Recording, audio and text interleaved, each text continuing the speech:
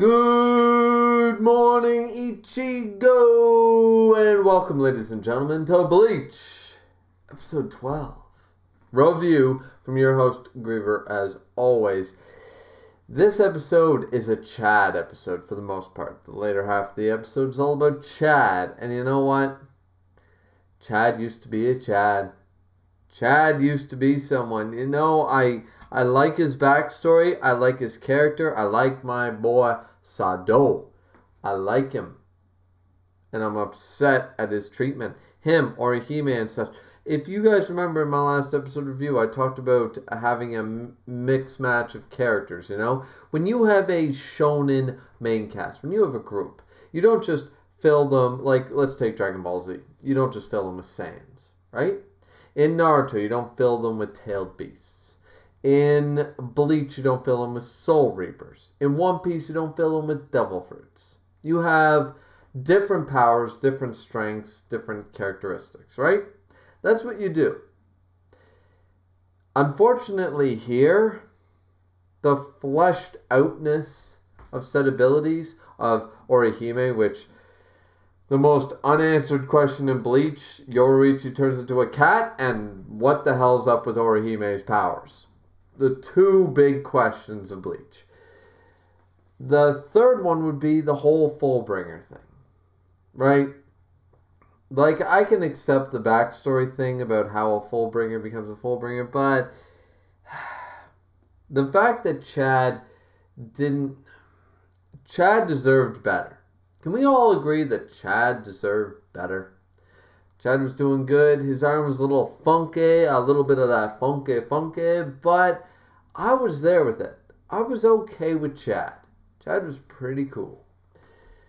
I thought he would be kind of that third line fighter, that Tien or that Piccolo. Never a Goku or a Vegeta, but always that third tier. Always right behind them with a Gohan, a Piccolo, a Tien, always there, still relevant up until the bitter end.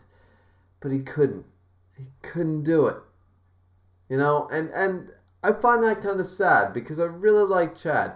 Chad here shows up in this episode and he awakens his powers and such, and I'm just, it made me sad. This episode actually made me sad because I know what the story is going to unfold for our boy Chad, for our boy Sado. And it is kind of sad. Uryu's still a dick. I said in the last episode, I ranted about it. That was my rant episode about Uryu. It's done, it's over, but Uryu's still a dick by this point. He's still an ass. Like, what the hell was that thing? He crushed a goddamn sour mint. You know, one of those soul, like it's like one of those, things to put on your tongue, and the sour mint things. What do we call them? Sour patch things. Anyways, he crushes one of those, and all of a sudden he brings a bunch of hollows into the world. Now, I understand he needs to prove himself, but remember, this guy's supposed to be a nice guy after this, right? Like, literally after the Shinigami Arc, Uryu's a good guy from then on. And he does nothing evil after this. But twice. Already I've shown that he's a dick to normal humans with no good excuse. And then in the second stage, he literally endangered an entire town on pride. Now look, I'm a Vegeta stan. I love my Vegeta. I love my Escanor. I love my pride. I'm a prideful person myself. But where's the reconciliation for that shit? Where's the, like, anybody gonna say something about this? This dude endangered an entire town based on pride. At least Vegeta was mind controlled when he blew up a stadium. Like, jeez. You know, and that was his pride. His pride isn't what killed him. He was an asshole from the get-go. But what's Uryu's excuse? Vegeta was a dickwad from the get-go. We accepted that. We moved on. Uryu has no excuse to be such an ass. And he's been an ass this whole time. crushes a soul candy, and boom, all of a sudden, we have hollows galore. And if anybody gets injured, if one hair on anybody's head gets hurt, any property damage happens, it's on him. But where's the accountability for that? And then everybody's forgive and forget. They don't forgive, they just forget. There is no forgiveness, they just forget after this.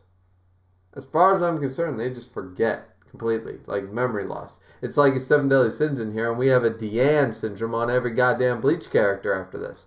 Because everybody forgets. Gotha came in there and went, Harlebo's sacred treasure, goddamn shit, So, I just can't get behind the entirety of this sequence of episodes.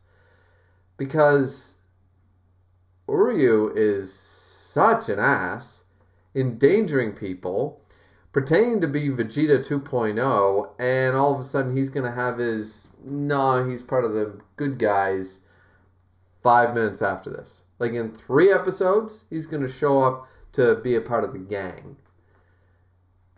And I'm just kind of mind blown at this a little bit, ladies and gentlemen. I'm a little bit mind blown at this.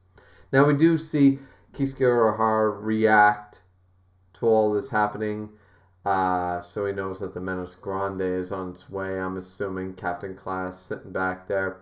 We also have Tatsuki recognizing that she now can see spirits. Now she can see ghosts ever since the incident. This implies that once you're struck by a hollow and such, Fullbringer, things working in the mix. But suffice it to say, once you've been in that type of situation, you start to get a bit of the Ichigo initial power. You get some spirit energy, you're able to see ghosts. The rest of course, Kairin is also relevant of this because Kairin of Ichigo's 2 sisters is the one able to see ghosts from the get-go like her brother. So, and she just says on the line, I don't believe in them, but she's able to see hollows clearly.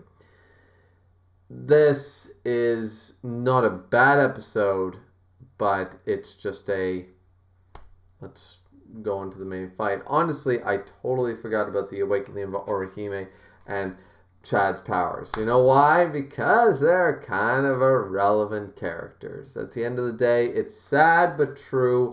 They don't end up doing much of anything for the grand scheme of the overall of Bleach. So it's unfortunate, but I miscounted the episodes that we would be on here. It was still not a bad episode. I enjoyed myself. What did you guys think of the episode? Like, comment, subscribe. See you back here next time. This has been Griever, signing